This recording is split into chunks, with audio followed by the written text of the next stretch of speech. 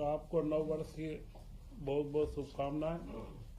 और नव वर्ष की पहली कैबिनेट 6 जनवरी को माननीय मुख्यमंत्री डॉक्टर मोहन यादव जी की अध्यक्षता में आज आयोजित की गई है। और इसमें जो महत्वपूर्ण प्रस्तावों को आज स्वीकृति दी गई है, उनमें 2 प्रस्ताव झिरमिटी मध्यम सिंचाई परियोजना बुरहानपुर जिले की है, जिसकी लागत 922 करोड़ रुपए की है और जिससे 17,700 हेक्टेयर भूमि में सिंचाई होगी। दूसरी परियोजना बुरहानपुर जिले में ही नेपानगर की है, जो नेपानगर विधानसभा में आती है। इसमें 1676 करोड़ की योजना है और 34,100 हेक्टेयर भूमि में इसकी सिंचाई होगी और 22,600 कृषक परिवारों को इसका लाभ होगा। इन दोनों योजना का महत्वपूर्ण जो परिणाम निकलना है, यह दोनों योजनाएं 2 विधानसभा क्षेत्रों की है और आदिवासी अंचल की है। सारे आदिवासी बंधु इससे लाभान्वित होने वाले हैं। और बुरहानपुर जिला सिंचाई के मामले में मध्य प्रदेश में अभी 41वें नंबर के ऊपर है। तो बुरहानपुर जिले में सिंचाई की वृद्धि हो, इसके लिए महत्वपूर्ण योजनाओं की स्वीकृति दी गई है। इसी के साथ में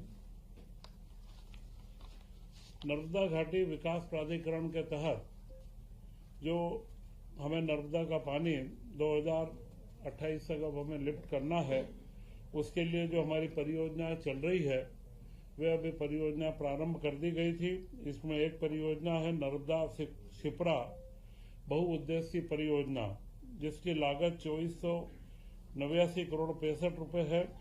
और एक योजना है बदनावर माइक्रो लिफ्ट इरिगेशन योजना, जो 1520.92 करोड़ रुपए की है।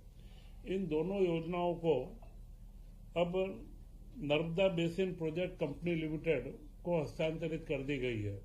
और जो अभी तक राज्य शासन ने इन दोनों योजनाओं में खर्च करा है, वो उस कंपनी की अंश पूंजी के रूप में कन्वर्ट किया जाएगा।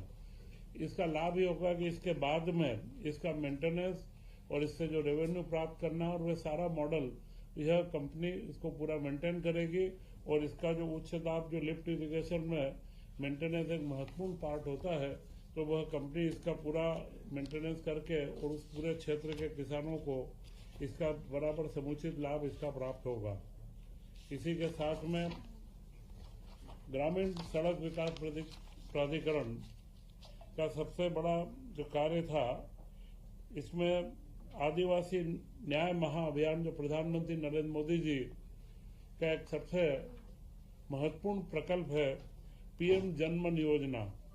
तो हमारे मध्य प्रदेश में जो हमारे योजनाओं में बेगा, भारिया व सहरिया, इन 3 जनजातियों में 22 जिलों के अंदर निवासरत है, इनके लिए योजना लागू की गई थी।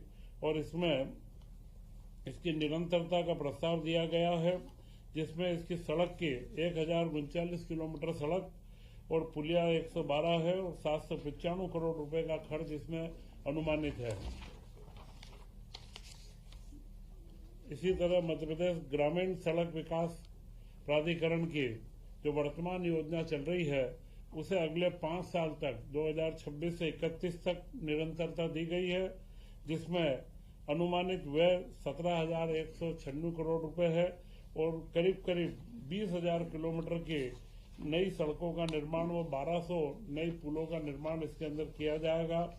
और इसी के साथ में जो इन पुरानी हमारी सारी योजनाएं हैं, मध्य प्रदेश में टोटल प्रधानमंत्री ग्रामीण सड़क में 88,517 करीब किलोमीटर मार्गों का नवीनीकरण भी जो करना, वो उन्नयन करना, इसके लिए इस योजना को 1 अप्रैल 2026 से 31 तक निरंतरता दी गई है, जिसका अगले समय में अनुमानित व्यय 10,000 करोड़ रुपए इसका रहेगा।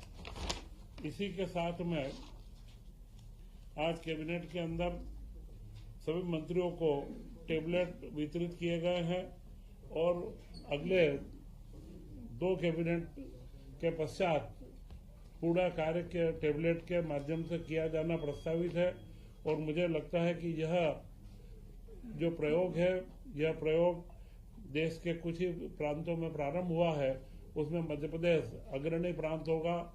मुख्यमंत्री डॉक्टर मोहन यादव जी के नेतृत्व में जो हमने 2025 का वर्ष उद्योग एवं रोजगार वर्ष के रूप में मनाया है, अब अगला 2026 का इस वर्ष को कृषि उद्योग के कृषि के विकास के लिए मनाया जाएगा तथा इस तरीके के सारे नवाचार व जनजाति क्षेत्रों के लिए विशेष रूप से जितने भी प्रकल्प हो सकते हैं उनको हम नई गति दे रहे हैं।